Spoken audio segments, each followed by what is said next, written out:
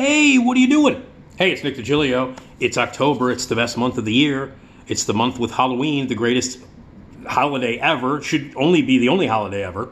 And I've been cutting these videos and posting these videos every day. I'm doing 31 of them so that I can turn you on to a different horror movie every day. Because you should watch a horror movie a day during October.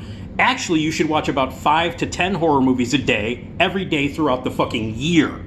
But for this month, I am picking a movie randomly. Like I grabbed 31 different movies out of my movie closet, DVDs and Blu-rays and stuff, and kind of just stacked them up here, threw them in, and I don't know what they are, and I'm reaching in and grabbing one a day and randomly just telling you about a movie that you should watch.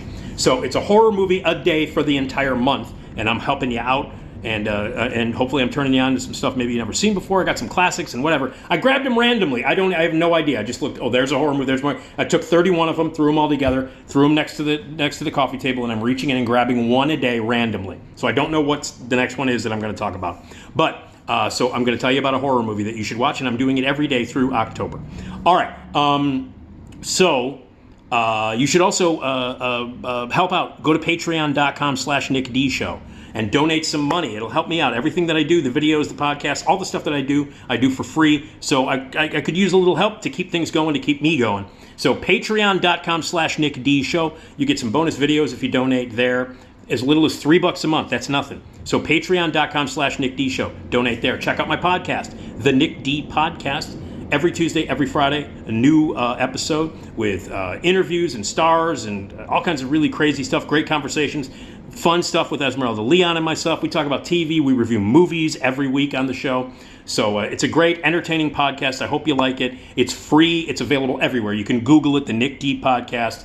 Everywhere. Available at Amazon and Apple and Spotify, everywhere. Radio Misfits Network. And we're doing a live version of the podcast at Zanies in Rosemont. Yes, in the Comedy Club, Zanies in Rosemont. Me and Esmeralda live on stage. We'll be giving away some prizes and got some surprise guests. Tickets are on sale now. Please, let's pack the place. Tuesday, November 15th. Tuesday, November 15th, Zanies in Rosemont. Okay? You can check out rosemont.zanies.com. Get your tickets now. All right, let's do it. Number 11 is the movie that we are talking about now. Let me mark that off. Number 11. So I've got like the pile here, and I'm going to reach in and just randomly like grab one. So I'm going to... All right. Yeah. Okay, so all right. This is not a particularly good movie. I will be the first to admit that.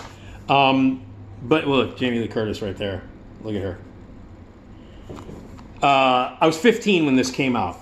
I have been in love with Jamie Lee Curtis since 1978. Since the very first time I saw Halloween, I fell head over heels in love with Jamie Lee Curtis.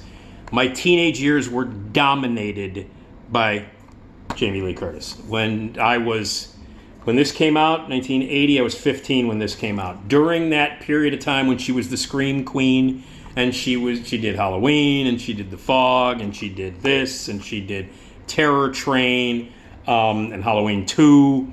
When she did that string of slasher movies when she was a Scream Queen, that was during my very pubescent teenage years, and she was my favorite, still is. I am in love with Jamie Lee Curtis. I love her. I adore her. I got to meet her, interview her. She's just the quintessential, hugest celebrity crush I've ever had and will ever have in my life is Jamie Lee Curtis. I've had many, many others, a ton. I get crushes on Hollywood people. I get crushes on women. Every day I fall in love with someone. But this is the quintessential woman right there. Teenage crush for me. I have a soft spot in my heart for this dumbass movie. Came out in the summer of 1980. It was her follow-up to The Fog. It was one of the first it was before Terror Train. It was right in the middle of that big swing of Scream Queen horror movies that she was making. It's a dumbass movie, but I love it. I actually think it's very well directed. Paul Lynch directed it, and I think it's well directed. He did another movie called Humongous and a couple of other films. I actually think Paul Lynch is kind of an interesting filmmaker. He's an Australian guy.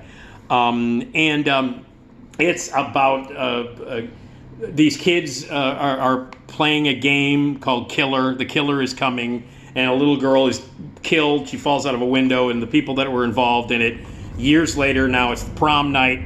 Jamie Lee Curtis is in there, and Jamie Lee Curtis was the older sister of the girl who was murdered, or not murdered, but she died in an accident that these kids were responsible for. And then eventually it's like some killer is calling people up. Hello, Wendy, do you like to play games? Anyway, so the killer, a slasher movie, killer shows up on prom night and starts killing people all over the place in different ways. Teenagers having sex, they're dancing. This movie came out in 1980 and still embraced disco for some weird reason. Prom night, everything is all right. I've seen this movie way too many times. When I was a drinking man for many years, this was kind of one of my go-tos when I was drunk. So I saw this movie a lot when I was drunk. When I was drinking, I got home at like 1, 2 o'clock in the morning, and I was kind of drunk, and maybe I busted open another beer or cracked open another bottle of Jack or whatever back when I was a drinking man. This movie was popped into the DVD player or the VCR a lot. I've seen this movie millions of times. I know it by heart.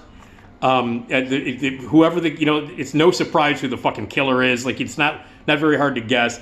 But there are scenes in this movie that I truly love. I love all the scenes where the killer is calling all the potential victims, the ones who were there when the little girl is killed at the beginning, the ones who were playing the games and stuff. When the killer's like, "Do you like to play?" Would call him up, Kelly, all that stuff. Love it. I love the phone call stuff. Some of the murders are kind of fun. The scene where the doofus gets his head cut off and it rolls out onto the stage. Oh, the ambulance is coming to get the chopped off head, and it rolls out and there's a chopped off, a head that's stuck on the stage. The disco music and the dancing and the dress. It's a ridiculous fucking movie. Ridiculous. And Eddie Benton, who went on to change her name, I can't remember. She plays Wendy in the movie. She went on to be in Sledgehammer. She was a regular on that TV show, Sledgehammer, years later. It was shot in Canada. It's Canadian. Leslie Nielsen is in it. And this was in the theaters at the same time as Airplane. I'm not kidding. So, like, when Leslie Nielsen, because Airplane was the first movie where Leslie Nielsen started to do the ZAZ, Zucker Brothers comedy. At that point, he is, like, kind of a leading man, serious sort of character actor. I mean, he was the captain in Poseidon Adventure. He's been in a bunch of shit. But Airplane was the first time he ever did like straight out comedy, and then that was all he was known for. After that, he became Frank Drebin, Police Squad movies, and all that stuff. But so Airplane had come out, and then this came out, I think, like about 2 weeks after Airplane. And so these were in the theaters at the same time, Airplane and Prom Night. And he plays Jamie Lee Curtis's father in the movie, who's also the principal of the school where all the murders are going to happen. And Leslie Nielsen is in this movie, and it's played serious. It's serious. So there are so many fucking treats in this movie. The soundtrack is ridiculous. The dance scenes are unbelievable. The murders are fun. And Leslie Nielsen as the father, Jamie Lee Curtis with her bra. That was as close as we got to seeing her boobs was in this movie before John Landis made her take off her top in Trading Places. That was always a thing that I thought was weird. I was like, she makes a series of like slasher movies that are just like all murders and all sex and all titties, and she never shows her boobs once in any of those movies. She does an Eddie Murphy, Dan Aykroyd, big budget comedy. That's when she shows her tits for the first time. She was not happy about that. She's talked about it before. But I always found it really weird and ironic that she's in a bunch of movies, slasher movies from the 80s, that are like all about tits and killing. That's what these movies were about.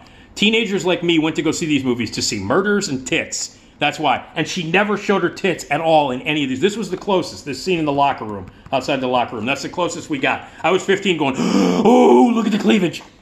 But, so Trading Places was the first movie where she showed her tits. So there are so many things about this movie that I love, and listen, I'm sure that you're watching this right now and thinking, how the fuck are you recommending Prom Night? And it was remade, like they actually remade this movie, and the remake was worse than this. The remake was terrible. Who the fuck was going to remake Prom? Well, they remade everything. They're remaking everything. They don't care what it is. But anyway, so I have a soft spot in my heart for this. I really still think it's well directed, that visually it's interesting. Some of the acting is horrendous. The guy who plays Slick, who drives around in a van, is the worst actor I've ever seen. There's terrible acting in this movie. You know who the killer is from the first fucking frame of the movie, so the mystery doesn't matter. But, I love this movie. I love everything about it. I have a very soft spot in my heart because this came out at the height of my love for Jamie Lee Curtis. Like, seriously. I was in love with her when this came out. Came out right after The Fog, a couple of months after The Fog. And again, this was my go-to for a period of time. I had like 5 to 10 movies that I would watch when I was drunk, when I would get loaded, and this was like right near the top of the list. Like, oh, what am I gonna watch tonight? Let's pop in Prom Night. Another reason I love it is because the guy in the movie that she's dating is named Nick. His name is Nick, and I always love movies where they have the name Nick in them. Because, you know, I just like to hear my name in movies. And, you know, Nick is not like John or David. It's not the most popular name in the world. You know, I mean, it's kind of popular. But back in the 70s and 80s, it wasn't all that popular. So when I saw movies with my name mentioned in them, I always got happy. So I get to hear Jamie Lee Curtis say the name Nick a lot in this movie. So picture drunk Nick, me, you know, like, hey, I love Jamie Lee Curtis. She's saying my name. I love you, JB. I love you too, JB. Because she says, I love you, Nick, at one point in the movie. And of course she's talking to me. Drunk me on my couch. I love you too, Jamie Lee Curtis. I'm going to fall asleep now. Anyway, so Prom Night. Everything is all right. Classic. All right, I apologize. I just randomly grabbed movies, and I don't care. I have a soft spot in my heart. I love this movie. I know it by heart. It's a horror movie. You can watch it. It's better than the remake. I know that much. But anyway, Jamie Lee Curtis loves me because she says, I love Nick during this movie. That was meant for me. All right, Prom Night. Classic crap.